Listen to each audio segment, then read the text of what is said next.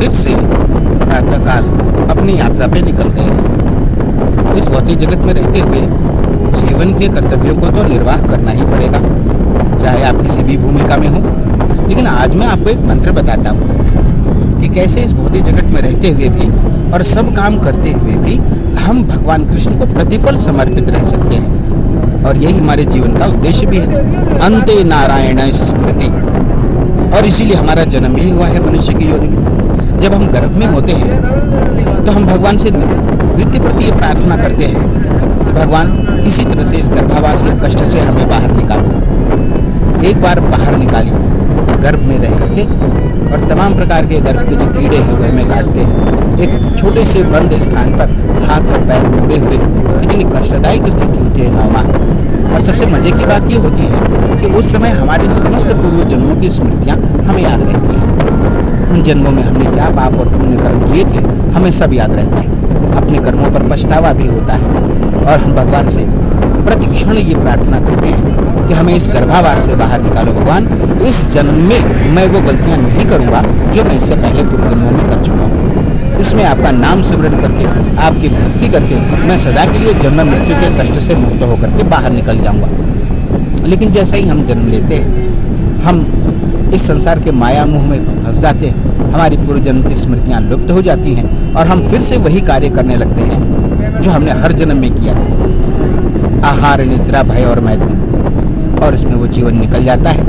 और अंत में यमराज जब आते हैं हमारे पास अपने कुछ उन्हीं अनसुलझे प्रश्नों के उत्तर लेकर, तो हम पाते हैं उस समय कि जिन प्रश्नों को लेकर वो उपस्थित हुए हैं वो सिलेबस तो हमने पूरा जीवन पढ़ा ही नहीं।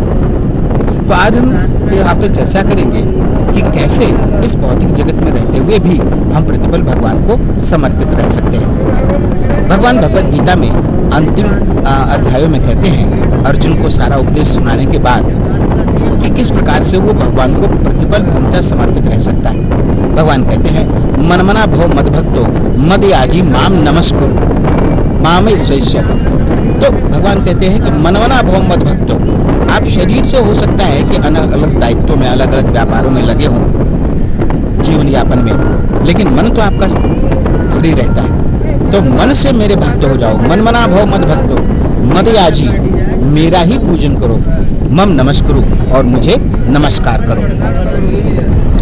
इस प्रकार से तुम सदैव समस्त कार्यों को मुझ पे समर्पित करके और अंत में मेरे धाम को वापस आ सकते हो। तो इसका लिए हमने एक बहुत अच्छा तरीका निकाला है कि जहाँ तक संभव हो सके मन ही मन आप, ये जो मंत्र चल रहा है इसमें आप देख रहे होंगे पृष्ठभूमि में एक मंत्र चल रहा है, इसे महामंत्र कहते हैं। चैतन्य महाप्रभु द्वारा ये मंत्र हरे कृष्णा कृष्ण कृष्ण हरे हरे, हरे राम राम राम हरे हरे, इस महामंत्र का इस कलयुग के पतित जीवन के उद्धार के लिए प्रचार प्रसार किया गया था। कलि संतरण उपनिषद में ये मंत्र महामंत्र आया है। इस 16 नामों के इस महामंत्र के अलावा कलयुग में जीवों के उद्धार के लिए कोई मार्ग नहीं। हरिर नाम एव केवलम कलौ नास्ति रेव गतिर अन्यथा। तो इस मंत्र का प्रतिपल हम मन ही मन उच्चारण करें। जब आपको सुविधा मिले इस मंत्र को आप स्पष्ट रूप से शुद्ध बोले और कान से सुने। इस मंत्र की महत्ता बहुत ज़्यादा है। इस मंत्र की महत्ता अन्य मंत्रों से कहीं बहुत ज़्यादा है, क्योंकि अन्य मंत्रों में जहाँ स्थान, काल, आसन और जपमाला की बाध्यता होती है, ये इसलिए इसको महामंत्र कहा जाता है।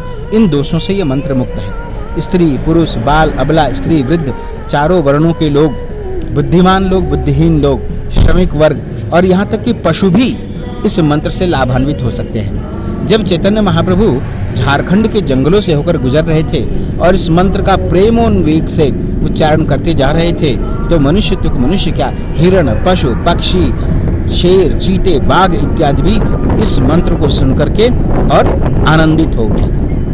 हम गौड़िया वैष्णव इस मंत्र का इसीलिए बहुत जोर जोर से उच्चारण करते हैं कि वे जीव जो जिह्वा से इस मंत्र का उच्चारण नहीं कर सकते, जैसे कुत्ते, बिल्ली, गाय, हाथी, घोड़े इत्यादि, और यहाँ तक कि स्थावर भी, पेड़ पौधे भी, वे भी इस मंत्र के श्रवण द्वारा उनका भी उद्धार हो सके। वैष्णव स्वयं के लिए नहीं जीता, वैष्णव सदैव दूसरों के लिए जीता है। कभी कभी आपने देखा है कि वैष्णव तिलक लगाता है। आपको लगता होगा कि ये वैष्णव स्वयं को सुंदर दिखाने के लिए या स्वयं को भक्त दिखाने के लिए तिलक लगाता है, परंतु ऐसा शास्त्रों का कथन है कि वैष्णव को तिलक इसलिए लगाना चाहिए ताकि जो लोग इस तिलक को देखें, उनके देखने मात्र से उनका उद्धार हो जाए। यदि एक शुद्ध वैष्णव सुबह सुबह निकलते समय आपको दिख जाए जो भगवान का तिलक लगाए हुए हो, तो उससे आपके आधे जन्मों के पुण्य बढ़ जाते हैं और सैकड़ों जन्मों के जो पुण्य है, जो पाप कर्म है, वो नष्ट हो जाते हैं। तो इस भौतिक जगत में आप कोई भी काम कर रहे हो, आप डॉक्टर हो, आप इंजीनियर हो, आप टीचर हो, आप श्रमिक वर्ग के हो, आप आर्टिसंस हो, आप किसान हो, अपना कार्य हाथ पैर और शरीर के अंगों से करते रहिए और इस मंत्र को गुनगुनाते रहिए। अभी जो ये मंत्र चल रहा है पृष्ठभूमि में, ये विख्यात गजल गायक जगजीत सिंह और चित्रा सिंह की आवाज़ में चल रहा है। इन्होंने अपने जीवन काल में बहुत सारे गीतों को गाया, अपार प्रसिद्धि हासिल करी, परंतु एक दुखद दुर्घटना के फलस्वरूप उनका आध्यात्म में झुकाव हुआ यूं कि उनका एक इकलौता लड़का था जो उस समय की एक बहुत महंगी गाड़ी, मैं उस गाड़ी का ब्रांड नाम नहीं लूँगा आपसे, लेकिन संभवतः हो सकता है कि वो BMW, मर्सिडीज़ या इस प्रकार से RD या इस प्रकार की कोई और गाड़ी रही हो, बहुत महंगी और अपने समय की सेफेस्ट गाड़ी में बॉम्बे से कहीं जा रहा था और रास्ते में उसका एक्सीडेंट हो गया।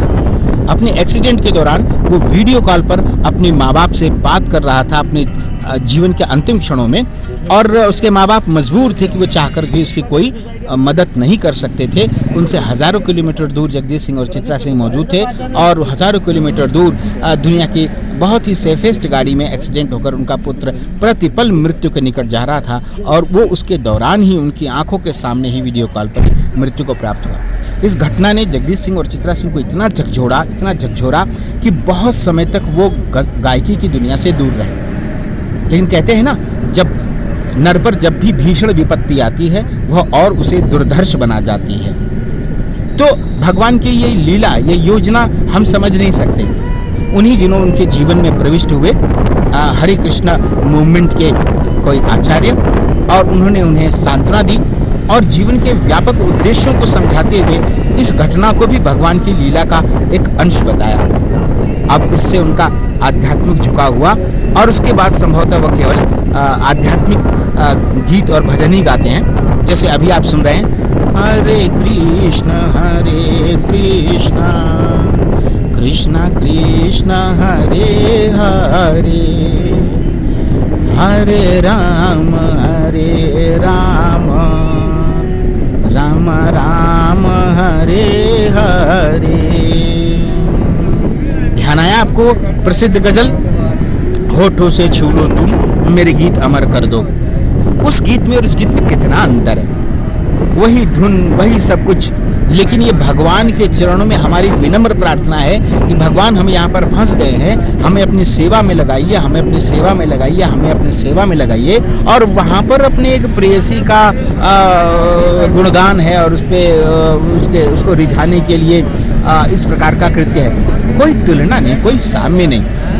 तो उन्हीं शब्दों को जब हम, उन्हीं वाद्य यंत्रों को, उन्हीं उपकरणों को जब हम भगवान की सेवा में नियुक्त कर देते हैं तो वो आध्यात्मिक हो जाता है। तो मित्रों, आज हमने चर्चा करी कि कैसे आप दिन भर के समस्त कार्यों को, भगवान ने भगवत गीता में ये संस्तुति नहीं करी कि आप समस्त कार्यों को छोड़ दीजिए और छोड़ करके आप जंगल में चले जाइए और सन्यासी हो जाइए। हाँ, वो भी है, बहुत बुद्धिमान लोगों के लिए वो भी एक रास्ता है, लेकिन आम जनों के लिए भगवान ने स्पष्ट रूप से कहा है कि जो अधिक बुद्धिमान नहीं है उन्हें इस तरह से भ्रमित नहीं किया जाए और उन्हें उनका कार्य करने दिया जाए। साथ साथ में धीरे धीरे उनकी चेतना को शुद्ध करने का प्रयास किया जाए ताकि वो भगवत भक्ति में लग सके। अर्जुन को भी यही उपदेश दिया था, वरना तो अर्जुन लड़ाई का मैदान छोड़ करके और वो क्षत्रिय होते हुए भी ब्राह्मण वृत्ति करके जंगल में जाके सन्यासी बनना चाहता था। लेकिन भगवान ने उसे पूरी भगवत गीता में इसी बात के लिए प्रेरित किया कि स्वधर्म का पालन करो, तुम क्षत्रिय हो, अपने क्षत्रिय धर्म का पालन करो, और अंत में वो महाभारत के युद्ध के लिए तैयार हुआ। तो मित्रों, आज हम इस वीडियो में इसी बात पर चर्चा करेंगे कि आप जो कुछ भी कारोबार करते हैं उसको इस दृष्टि से करें कि भगवान ने जो आपको गृहस्थी संचालित करने के लिए दी है उसका ईमानदारी से पालन करने के लिए मुझे ये कार्य भी भगवत सेवा के निमित्त ही करना है। आप बढ़ई हैं तो बढ़ई का कार्य कीजिए, आप लोहार है, लोहार का काम कीजिए, आप डॉक्टर इंजीनियर है, अपना कार्य कीजिए और उस कार्य का जो फल है वो भगवान को समर्पित कीजिए।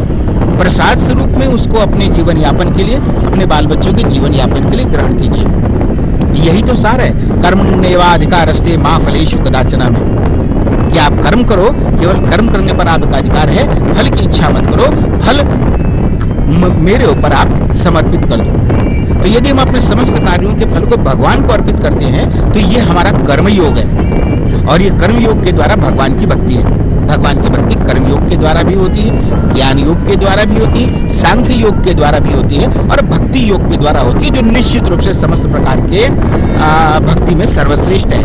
लेकिन भक्ति योग तक हम सीधे नहीं पहुंच सकते सिवाय इसके कि जब किसी शुद्ध भागवत की हम पर कृपा हो जाए या स्वयं भगवान की हम पर कृपा हो जाए, अन्यथा भक्ति योग जन्म जन्मांतर के बाद ही हम भक्ति योग ग्रहण कर सकते हैं। जब तक हम भक्ति योग ग्रहण नहीं करें तब तक हमें कर्म योग के माध्यम से ही अपने कर्मों को शुद्ध करते हुए और भगवान की सेवा के लिए उसको नियुक्त करना है। इस प्रकार से धीरे धीरे हमारी चेतना शुद्ध होगी और हम धीरे धीरे भक्ति की ओर अग्रसर होकर मानव जीवन की पूर्णता पूर्ण कर सकेंगे और भगवत सेवा करते हुए, भगवान का नाम स्मरण करते हुए जन्म मृत्यु के चक्र से मुक्त होकर सदा के लिए भगवत धाम वापस जा सकते हैं। आशा है मेरा ये संदेश आपको अच्छा लगा होगा।